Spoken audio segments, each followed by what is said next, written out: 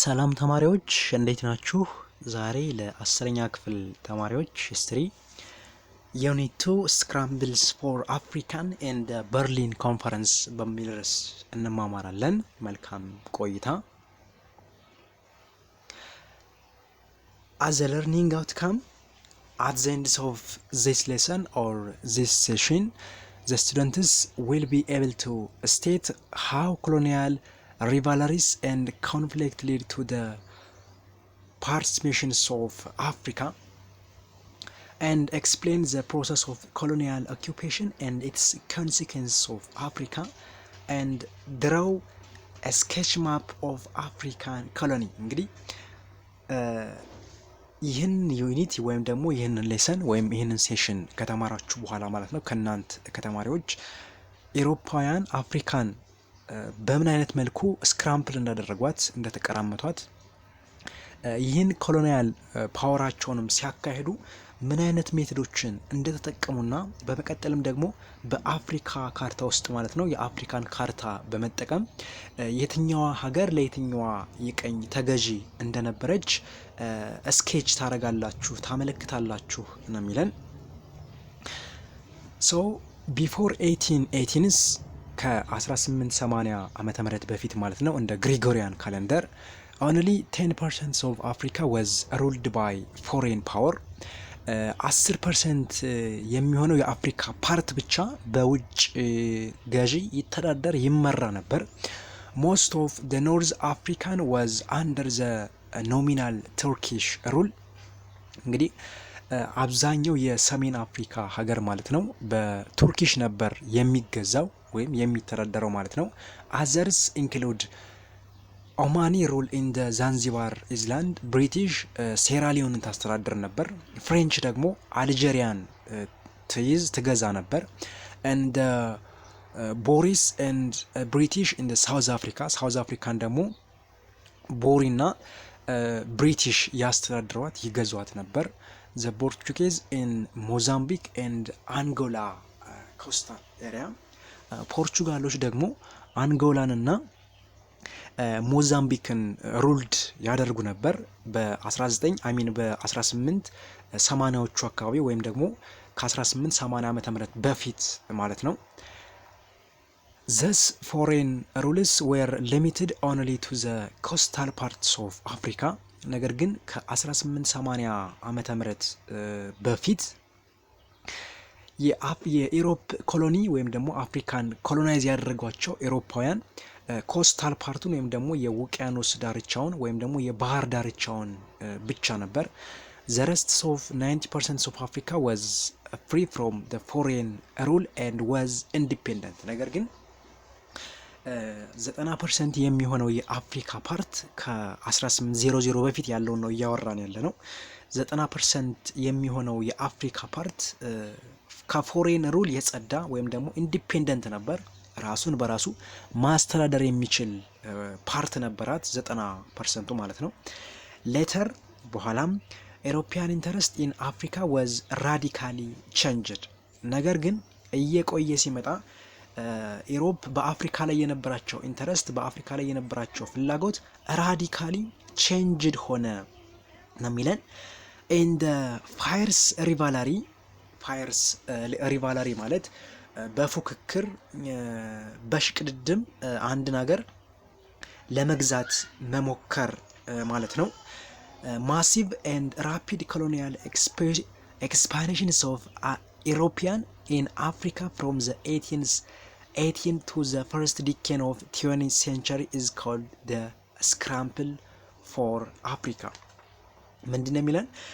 ማሲቭ የነበረ እንዲሁም ራፒድ የነበረ በፉክክር ፋየርስ ሪቫላሪ ማለት በፉክክር በሽቅድድም እኔ ቀደም በማለት መቀራመት ማለት ነው፣ መያዝ መውረር ማለት ነው።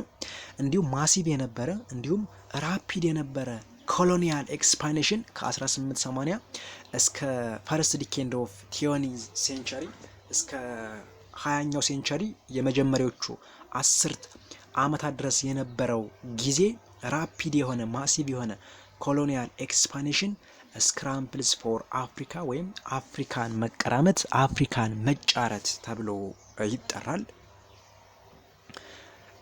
ሶ ዘ ፈርስት ዋን ኢዝ በርሊን ኮንፈረንስ። በርሊን ኮንፈረንስ ከ1884 እስከ 1888 ዓመተ ምህረት የተካሄደ ኮንፈረንስ ነው። ለአንድ ዓመት የዘለቀ ኮንፈረንስ ወይም ስብሰባ ነው። ዘ በርሊን ኮንፈረንስ ዋዝ ሊድ ፍሮም 1884 to 1885 ኢን በርሊን ጀርመኒ።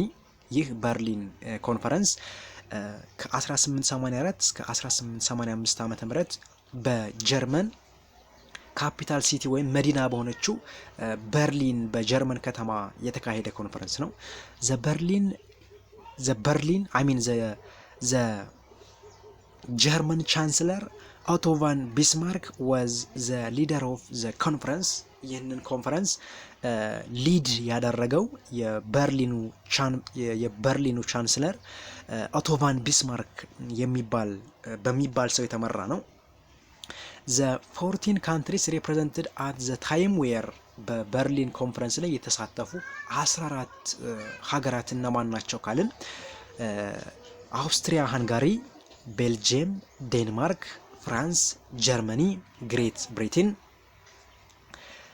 ኢጣሊ፣ ኖርዝላንድ፣ ፖርቹጋል፣ ራሽያ፣ ስፔን፣ ስዊድን፣ ኖርዌይ፣ ቱርኪ ኤንድ ዩናይትድ ስቴትስ ኦፍ አሜሪካ በበርሊን ኮንፈረንስ ላይ የተሳተፉ ከ1884 እስከ 1885 ዓመተ ምህረት በተካሄደው በርሊን ኮንፈረንስ ላይ የተሳተፉ 14 ሀገራት ናቸው። ኦፍ ዘስ 14 ኔሽን ፍራንስ፣ ጀርመኒ፣ ግሬት ብሪቴን ኤንድ ፖርቹጋል ዌር ዘ ሜጀር ፕሌየር ኢን ዘ ኮንፈረንስ ኮንትሮሊንግ ሞስት ኦፍ ኮሎኒያል አፍሪካ አት ዛት ታይም።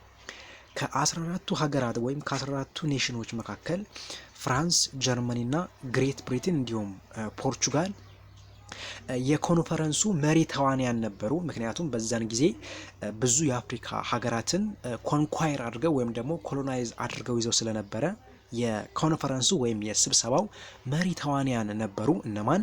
እነ ፍራንስ፣ እነ ጀርመኒ፣ እነ ግሬት ብሪቴን እና ፖርቹጋል፣ 5ቱ ሀገሮች ማለት ነው። and Britain, France, Germany and Belgium, Italy, Portugal and Spain were competing for a power within European power politics. እነኚህ የተቀሩት ሀገራት ደግሞ እነ ብሪቴን፣ እነ ፍራንስ፣ እነ ጀርመን፣ እነ ቤልጅየም፣ እነ ኢጣሊ፣ ፖርቹጋል እና ስፔን በኤሮፒያ ላይ የፓወር ወይም ደግሞ የኃይል የበላይነት እንዲኖራቸው ስለሚፈልጉ እርስ በርስ ኮምፒቲሽን ወይም ደግሞ ውድድሮች ነበሩ። በማን መካከል? በብሪቴን፣ በፍራንስ፣ በጀርመኒ፣ በቤልጅየም፣ በኢጣሊ፣ በፖርቹጋል እና በስፔን መካከል ማለት ነው። however Africa was not invited nor involved in the conference። ነገር ግን አፍሪካ በኮንፈረንሱ ኢንቫይትድ አልተደረገችም። ሲቀጥልም ደግሞ ኢንቮልቭድ አልተዳረገችም፣ አልተሳተፈችም፣ አልተጋበዘችም። ኢንቫይትድ ሚኒንግ መጋበዝ ማለት ነው። ኢንቮልቭድ ማለት ደግሞ መሳተፍ ማለት ነው። እየተነሳ ያለው አፍሪካን የሚመለከት ኢሹ ሆኖ ሳለ ነገር ግን አፍሪካ ኢንቫይትድ አልተደረገችም፣ አልተጋበዘችም፣ ኢንቮልቭድም አልተደረገችም ነው የሚለን ኢን ዘ በርሊን ኮንፈረንስ። The competition between European power intensified when King Leopold II of Belgium and Germany entered the competition for African colony. ምንድነው የሚለን? The competition between European power intensified በኤሮፒያን ፓወር መካከል የነበረ ኮምፒቲሽን ኢንተንሲፋይድ የሆነው የጎላው ኪንግ ሊዮፓርድ II ኦፍ ቤልጅየም እና ጀርመን ወደ አፍሪካን ወደ መቀራመቱ ወይም ደግሞ አፍሪካን ቀኝ ግዛት በማድረግ ስላውራይ ኢንተር ስላደረጉ ስለተፎካከሩ ነው የሚለን። and King Leopold of the Belgium wanted to make Congo his personal colony, and for this reason he employed H.M. Stanley to explore the Congo River. በመቀጠልም ኪንግ ሊዮፖልድ II የሚባለው የቤልጅየም መሪ ወይም ንጉስ ማለት ነው ኮንጎን የራሱ የቀኝ ግዛት ፓርት ወይም ደግሞ ፐርሰናል ኮሎኒ ማድረግ ችሎ ነበር። ይህን ይሰራለት ዘንድም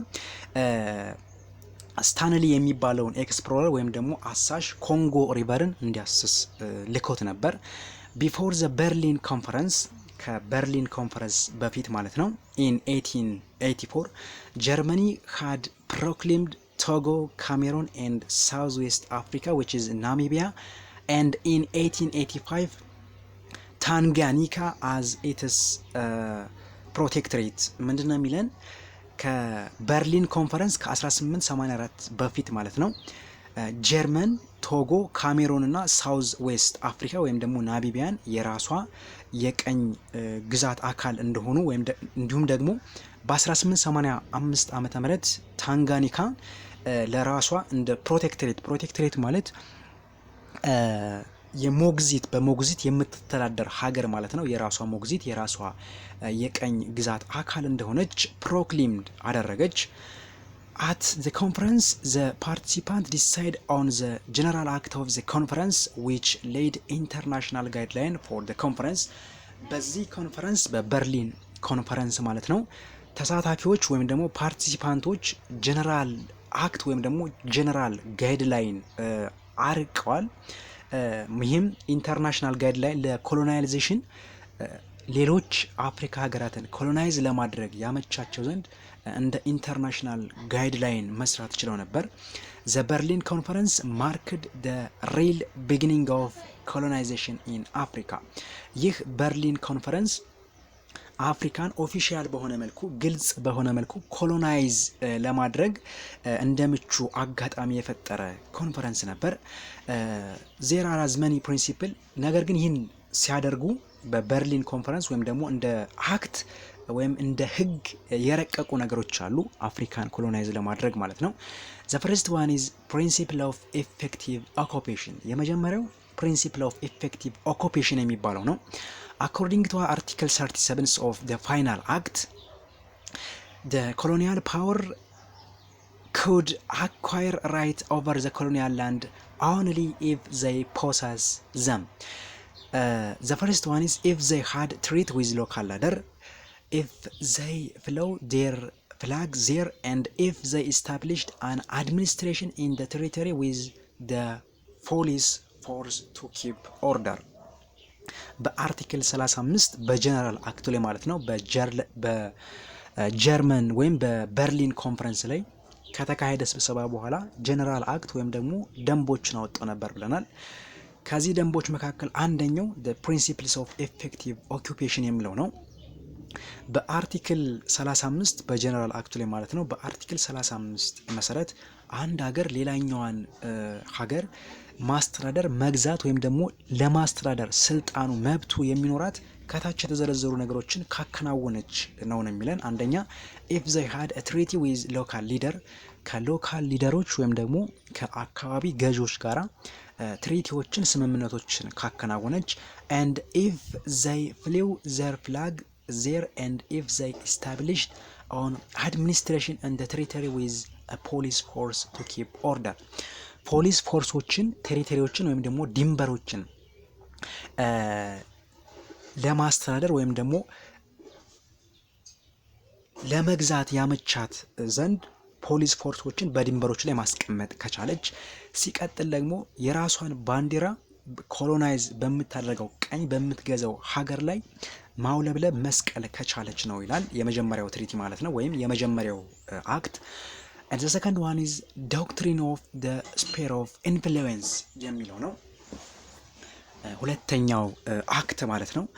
according to article 34 በአርቲክል 34 መሰረት of the general act of the Berlin Conference, any fresh act of taking possessions of any portions of African coast would have to be notified by the power taking possession to the other signatory powers, and the conference the conference resolved to end slavery in Africa. ይህ ጀነራል ፖርሽን ደግሞ አንድ ሀገር ቀኝ ግዛት የያዘችውን ሀገር ኮንኳየር ካደረገች ሙሉ ለሙሉ ከተቆጣጠረች በኋላ ኖቲፋይ ማድረግ አለባት፣ ለዓለም አቀፍ ማህበረሰብ ማሳወቅ አለባት። ለምሳሌ ግብፅን ኮንኳየር ያደረገች ወይም ደግሞ ቀኝ የገዛች አንድ ሀገር ቀኝ ከገዛች በኋላ ግብፅ የኔ ቀኝ ግዛት ናት ብላ ማሳወቅ አለባት ነው የሚለን። በነገራችን ላይ ይህ ኮንፈረንስ የበርሊን ኮንፈረንስ ማለት ነው ስሌቭ ትሬድን ወይም ደግሞ የባሪያ ንግድን ማቋረጥ ወይም ደግሞ ማቆም ችሎ ነበር። the other one is Congo, the Congo Free State and today the Democratic Republic of Congo was confirmed as the private property of King Leopold II of Belgium. በመቀጠልም ለኪንግ ሊዮፓርድ ዘ ሰከንድስ ኦፍ ቤልጅየም ኮንጎን የራሱ ቀኝ ግዛት የፕራይቬቱ እንደ ንብረት እንደ ገንዘብ ማለት ነው ኮንጎን ለራሱ አድርጎ መስጠት ችሎ ነበር ኮንፈረንሱ ማለት ነው።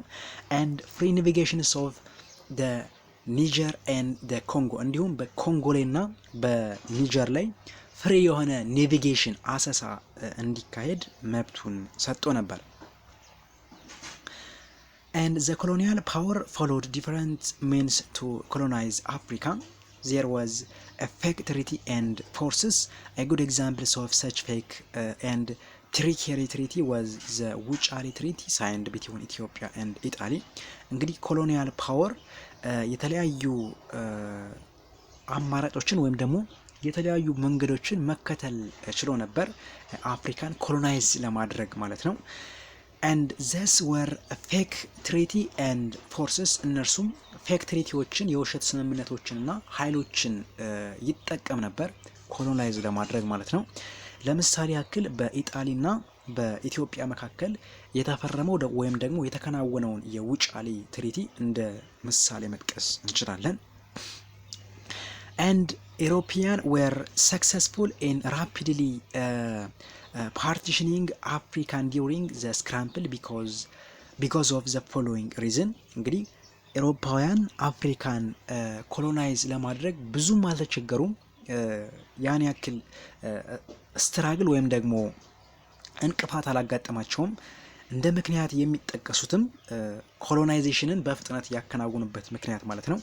The first one is the major factor for European victory over African with military superiority that they enjoyed over Africa. የመጀመሪያው የሚሊተሪ ወይም ደግሞ የወታደራዊ የበላይነት ስለነበራቸው ነው። European powers were using ፕሮፌሽናል ኤንድ ዌል ትሬንድ አርሚ እንግዲህ የኢሮፒያን ፓወሮች ወይም ደግሞ የኢሮፒያን ቀኝ ገዢዎች ማለት ነው ፕሮፌሽናል የሆነ እንዲሁም ደግሞ ዌል ትሬንድ በአግባቡ የሰለጠነ አርሚን ወይም ወታደርን ይጠቀሙ ነበር። the second one is lack of cooperation and solidarity among the African. thus weaknesses were made use of by European to their advantage. ሌላኛውና ሁለተኛው ደግሞ የአፍሪካውያን ሶልጀሮች ወይም የአፍሪካውያን ወታደሮች እርስ በርሳቸው ኮኦፕሬት የሆኑ ስላልነበሩ ስለማይተባበሩ ስለማይተጋገዙ ይህ ድክመታቸው ይህ ዊክነሳቸው ለአውሮፓውያን እንደ አድቫንቴጅ ሆኗቸዋል። ኮሎኒያል ፖሊሲ ኤንድ አድሚኒስትሬሽን The European colonial government used different methods of administration to administer colonial in Africa. እንግዲህ የኢሮፒያን ገቨርንመንቶች አፍሪካን በቀኝ ግዛት ስር ለማስተዳደር ብዙ አይነት አማራጮችን ተጠቅመው ነበር። Thus methods of administering varied from territory to territory and also among ኢምፔሪያል ፓወር። ነገር ግን እነዚህ ሜቶዶች እነዚህ አማራጮች ማለት ነው ከአንድ ቴሪቶሪ ወደ ከሌላኛው ቴሪቶሪ እንዲሁም ደግሞ ከአንድ ግዛት እስከ ሌላኛው ግዛት የተለያዩ ነበሩ። አንደኛው ላይ ሌላ ናቸው፣ ሌላኛው ግዛት ላይ ደግሞ ሌላ ናቸው። የተለያዩ ፎርም ነበራቸው ነው የሚለን። Thus method include company rule, direct rule, assimilation and indirect rule as well as settler rule። እነኚህ ሜቶዶች ወይም እነኚህ አማራጮች ካምፓኒ ሩል የሚባል አለ፣ ዳይሬክት ሩል ኤንድ አሲሚሌሽን የሚባል አለ፣ ኢንዳይሬክት ሩል የሚባል አለ፣ ሲቀጥልም ደግሞ ሴትለር ሩል የሚባል አለ። ምን ማለት እንደሆኑ አንድ ባንድ እንያቸው። the first one is company rule. in the early days of colonialism European nation allow the establishments of the private company that were granted large African territory to administer, and this company were formed by the businessmen who were interested in exploiting the natural resources of Africa territory.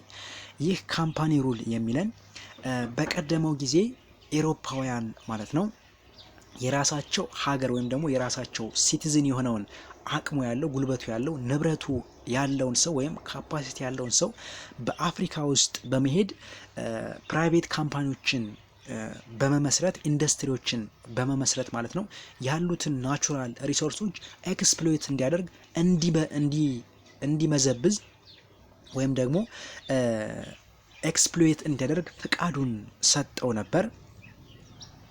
The company rule was experienced from the 1818s to 1824 ይህ እንግዲህ ካምፓኒ ሩል የሚባለው ሩል ማለት ነው ከ1880 እስከ 1924 ዓመተ ምህረት ይከናወን የነበረ ይተገበር የነበረ ሩል ነው። The British South Africa Company BASAC የሚባለው ማለት ነው is an examples of company rule የBSAC የሚባለው ለምሳሌ ለካምፓኒ ሩል እንደ ኤግዛምፕል መውሰድ ይቻላል። It was formed in 1887 and lasted longer than the British East Africa Company ይህ BSAC የሚባለው ወይም ብሪቲሽ ሳውዝ አፍሪካ ካምፓኒ የሚባለው ማለት ነው በ1887 ዓመተ ምህረት የተመሰረተ ካምፓኒ ነው። BSAC under the control of John Cecil Rhodes used forces and coercion to administer three territory ናይዛላንድ፣ ኖርዝ ሮዶጂያ and ሳውዝ ሮዶጂያ። ይህ BSAC የሚባለው ኮንትሮል ሊደረግ ወይም ደግሞ ይመራ የነበረው ሴሲል ሮዲዝ በሚባል ሰው ነው። ይህም ሶስት ቴሪቶሪዎች ወይም ግዛቶች ነበሩት። አንደኛው ናያዛላንድ፣ ሁለተኛው ኖርዝ ሮዶጂያ እንዲሁም ደግሞ ሳውዘርን ሮዶጂያ የሚባሉ ቴሪቶሪዎች ነበሩት። The company governed this colony until 1824 ይህ ካምፓኒ እስከ 1924 ዓመተ ምህረት እነኚህን ሶስት ቴሪቶሪዎችን መግዛት ማስተዳደር ችሎ ነበር። The company's ruled failed due to shortage of finance and opposition from African and missionary over their Harash company rule ይህ ካምፓኒ እስከ 1924 ዓመተ ምህረት መቀጠል የቻለው ካምፓኒ BSAC የሚባለው ካምፓኒ ማለት ነው ፌልድ ያደረገበት ምክንያት አንደኛው ሾርቴጅ ኦፍ ፋይናንስ ስለነበረው የፋይናንስ እጥረት ስለነበረበት፣ ሲቀጥልም ደግሞ ከአፍሪካውያን ኦፖዚሽን ወይም ተቃውሞ ስላጋጠመውና ሀራሽ ካምፓኒ ሩል የካምፓኒው ሩልም በጣም ሀራሽ አስቀያሚ መጥፎ የሚባል ስለነበረ ይህ ሩል ፌል ሊያደርግ ችሏል። በዚህ በፒክቸሩ ላይ የምትመለከቱት ሴሲል ሮዲዝ የሚባለው ነው። ዘማን ሁ ቦት አፍሪካ ፎር ብሪቴን እንግዲህ አፍሪካን ለብሪቴን ኢቭን መሸጥ በሚባል ቋንቋ መሸጥ የቻለ መበዝበዝ የቻለ መመንዘር የቻለ ሰው ነው። ሴሲል ሮዲ went to South Africa in 1871 and by 1899 he controlled 90% of the world's diamond production and also dominated the gold market። ይህ ሴሲል ሮዲዝ የሚባለው ግለሰብ ማለት ነው በ1871 ዓመተ ምህረት ወደ አፍሪካ መሄድ ችሎ ነበር። እንዲሁም በ1889 ዓመተ ምህረት 90% የሚሆነውን የወርልድ ዳይመንድ ፕሮዳክሽን መቆጣጠር ችሎ ነበር። እንዲሁም የወርቅ ገበያውን መቆጣጠር የቻለ ግለሰብ ነበር።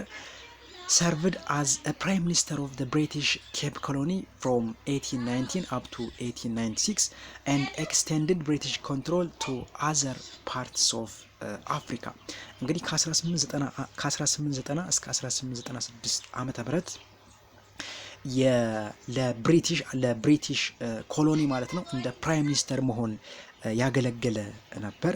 the other one is direct rule and assimilation ሌላኛው ሩል ደግሞ ወይም ሜትድ ደግሞ ዳይሬክት ሩል እና አሲሚሌሽን ይባል ነበር። the French, Belgian, German, the Portuguese are considered to have used this model to govern their Africa colony።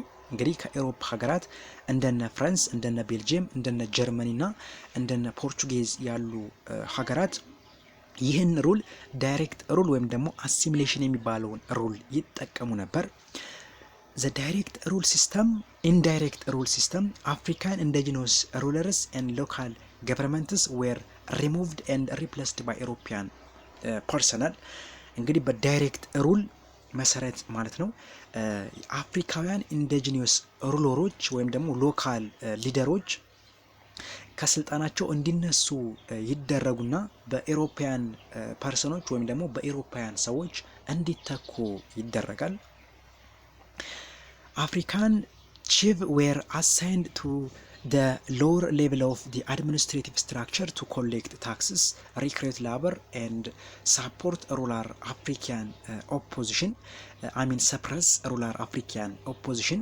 ነገር ግን አፍሪካን ቺፎች ወይም የአፍሪካ ሰዎች ወይም መሪዎች ማለት ነው ሊደሮች በሎወር ሌቭል ላይ ነበር አሳይን የሚደረጉት የሚቀወጡት። ለምሳሌ ግብሮችን የመሰብሰብ የላበር ኃይሎችን ወይም ደግሞ የጉልበት ኃይሎችን ሪክሩት በማድረግ ለመመልመል እንዲሁም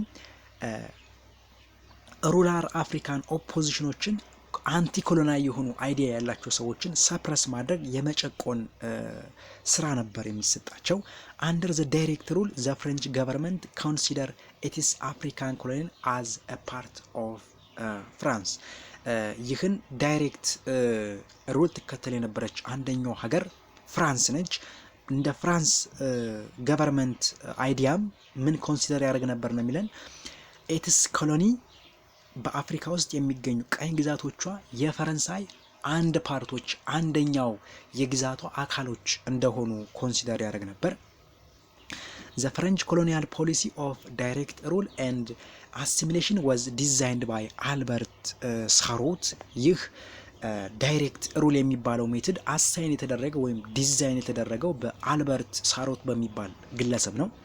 The French colony ፖሊሲ ኦልሶ ኢንኮርፖሬትድ አሶሲዬሽን ከዳይሬክት ሩል በተጨማሪ አሶሲዬሽን የሚባል ሩልን ይጠቀም ነበር።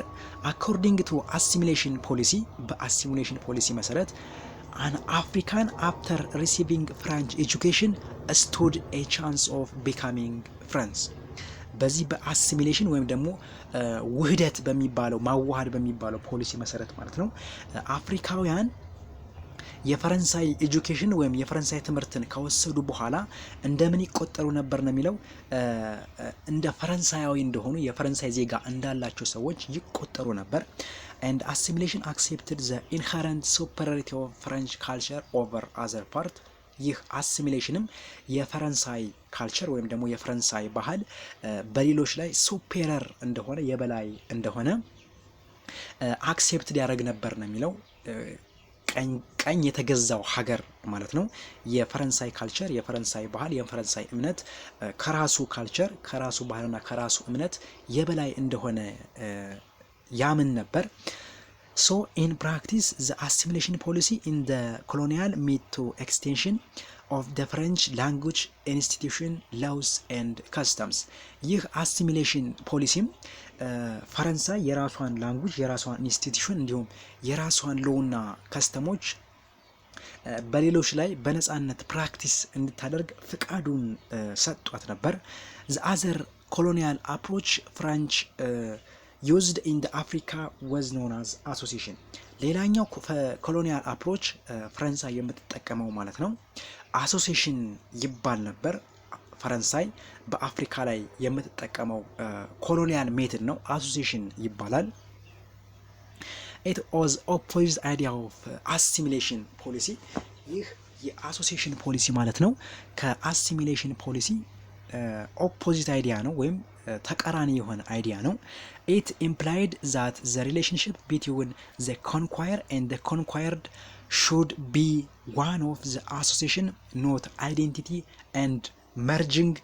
it emphasized cooperation between rulers and the ruled one። ምንድነው የሚለን በዚህ በአሶሲዬሽን መሰረት ማለት ነው ወይም የአሶሲዬሽን ጽንሰ ሐሳብ ከአሲሚሌሽን ተቃራኒ ነው ይለናል።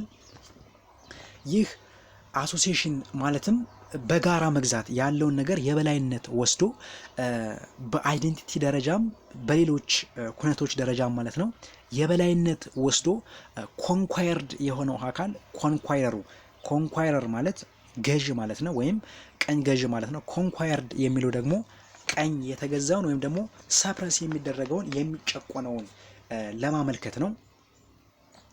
ስለዚህ በጋራ ሆኖ አሶሲዬሽን ፈጥሮ የበላይነት ወስዶ በህብረት ማለት ነው መግዛት ማስተዳደር መቻል ማለት ነው። አሲሚሌሽን ከአሶሲዬሽን ይለያል። አሲሚሌሽን የበላይነት ይወሰዳል በማን በኮንኳይረሩ። ኦን ዘ ኬዝ ኦፍ አሶሲዬሽን ግን ኮንኳይረሮችና ኮንኳይርዶች ገዢና ተገዢ በአንድነት የአይደንቲቲ መርጅ ሳይኖር ወይም ደግሞ የአይደንቲቲ ውህደት ሳይኖር በጋራ መስራት እሱ አሶሲዬሽን ይባላል። ዘ አዘር ዋን ኢዝ ኢንዳይሬክት ሩል። ዘ አርኪቴክት ኦፍ ብሪቲሽ ኢንዳይሬክት ሩል ፖሊሲ ወዝ ፍሬድሪክ ሉጋርድ።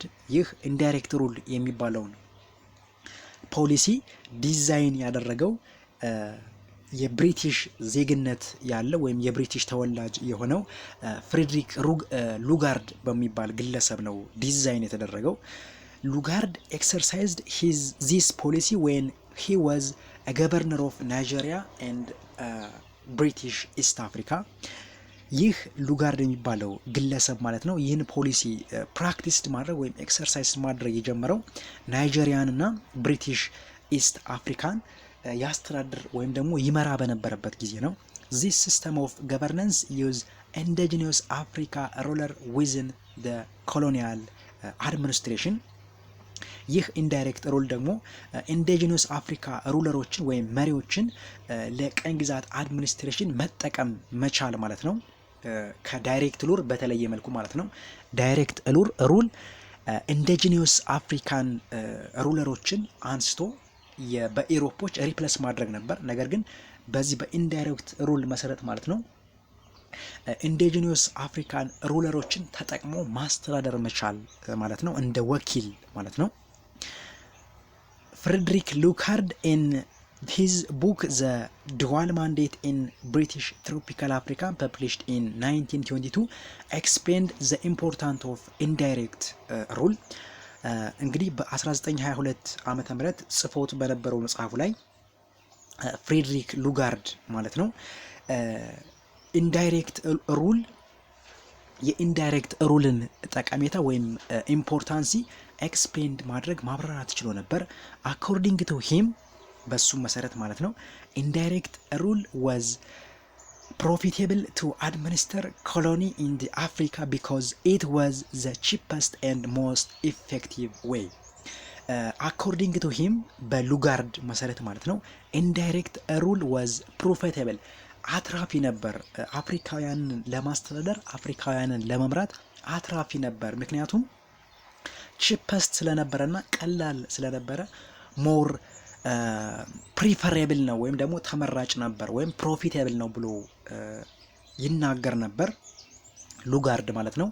and it also reduced African resistance. ኢንዳይሬክት ሩልም ከዳይሬክት ሩል በተለየ መልኩ አፍሪካን ሬዚስታንሶችን ወይም ደግሞ አንታይ ኮሎናይ የነበሩ ኦፖዚት የነበራቸው ሰዎችን ሪዲዩስ የሚያደርግ ነበር። ምክንያቱም ኢንዲጂነስ ሊደሮችን ተጠቅሞ መምራት ስለሚቻል እነሱ ኢንዲጂነስ ሊደሮች ደግሞ የነበረውን ኦፖዚሽን ወይም ደግሞ የነበረውን ተቃውሞ ሰፕረስ ማድረግ ይችላሉ፣ መጨቆን ይችላሉ፣ ማረጋጋት ይችላሉ ብሎ ያምን ስለነበረ ቺፐስት ነው፣ ርካሽ ነው፣ ወይም ደግሞ ኢዚየስት ነው፣ ቀላል ነው ብሎ ያምን ነበር። አንላይክ ደ ፍሬንች ከፍሬንች በተቃራኒ መልኩ ደ ብሪቲሽ ሜድ a greater use of African customary law. ከፈረንሳይ በተቃራኒ መልኩ ብሪቲሽ የአፍሪካን ከስተመሪ ሎዎችን ወይም ደግሞ ኢንዲጂነስ የሆኑ ህጎችንና ደንቦችን ትጠቀም ነበር ነው የሚለን በቀኝ ግዛት ለማስተዳደር ማለት ነው። the British indirect rule aggravated ethnic difference that emphasize different in the direct language in the dialect of language, dress and religion.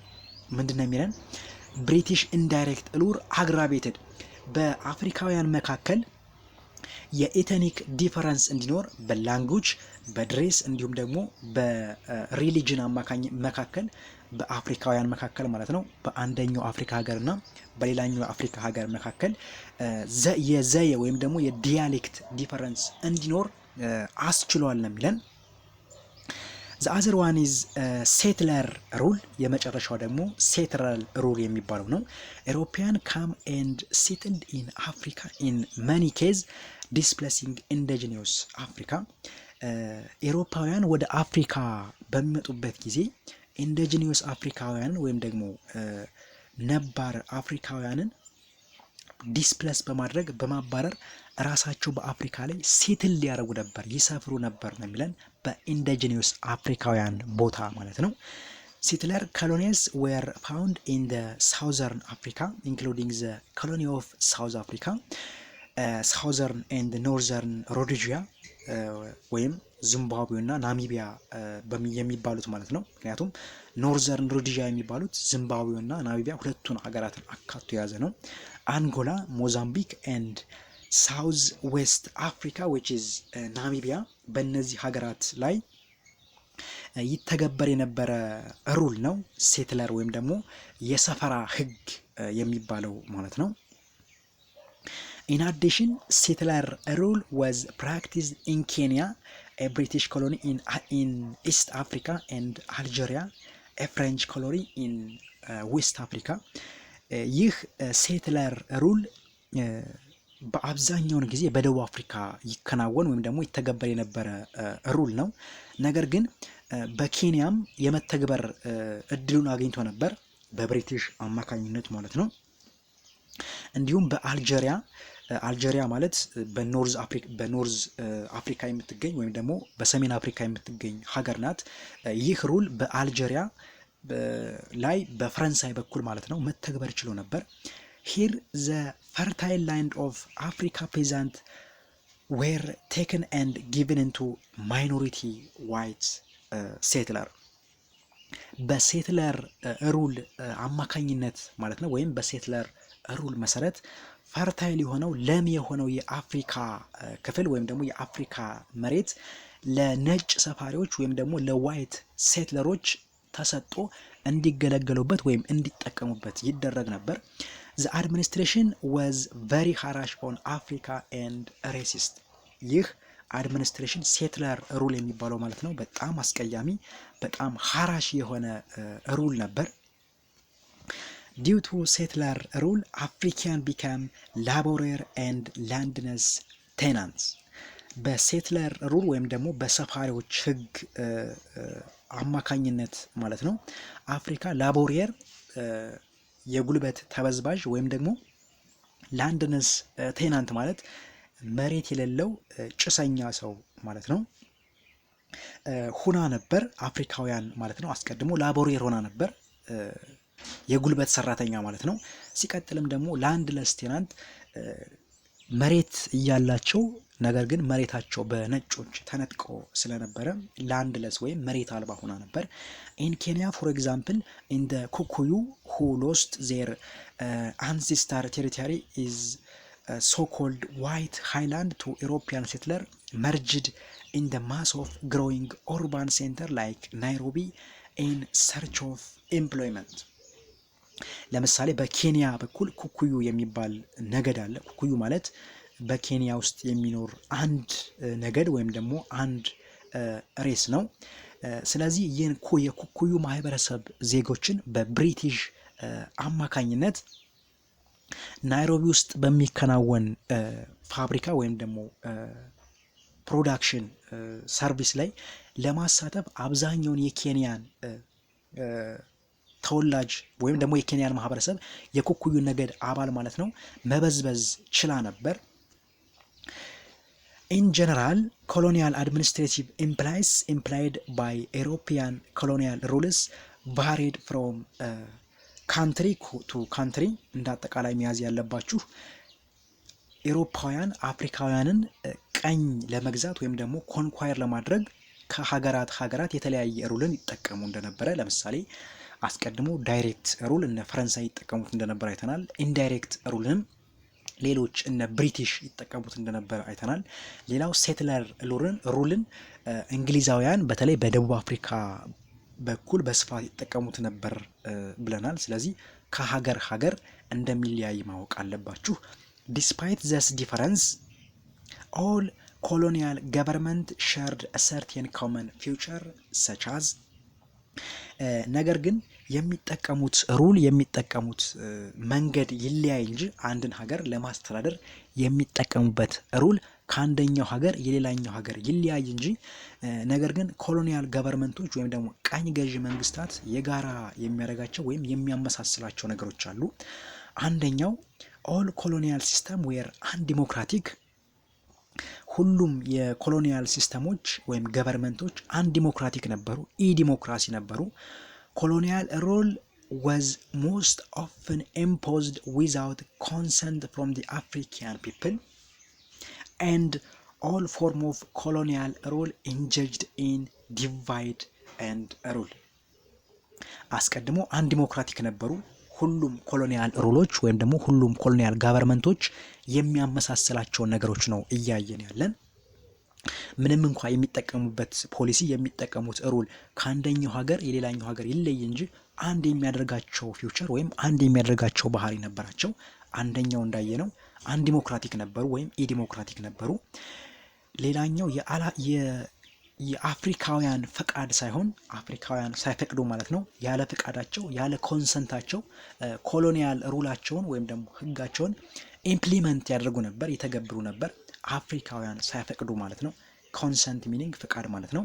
እንዲሁም ኦል ፎርም ኦፍ ኮሎኒያል ሩል ኢንጀጅድ ኢን ዲቫይድ ኤንድ ሩል፣ እንዲሁም ሁሉም የኮሎኒያል ሩሎች ኤሮፓውያን ማለት ነው ዲቫይድ ኤንድ ሩል የሚል ፕሪንሲፕል ይጠቀሙ ነበር። ከፋፍለህ ግዛ ማለት ነው። ዲቫይድ ኤንድ ሩል ከፋፍለህ ግዛ የሚል አይዲዮሎጂን ወይም ደግሞ ጽንሰ ሀሳብን ይዘው ይመሩ እንደነበረ ማወቅ አለባችሁ። እንግዲህ ተማሪዎች ለዛሬ የነበረን ትምህርት ይህን ይመስል ነበር።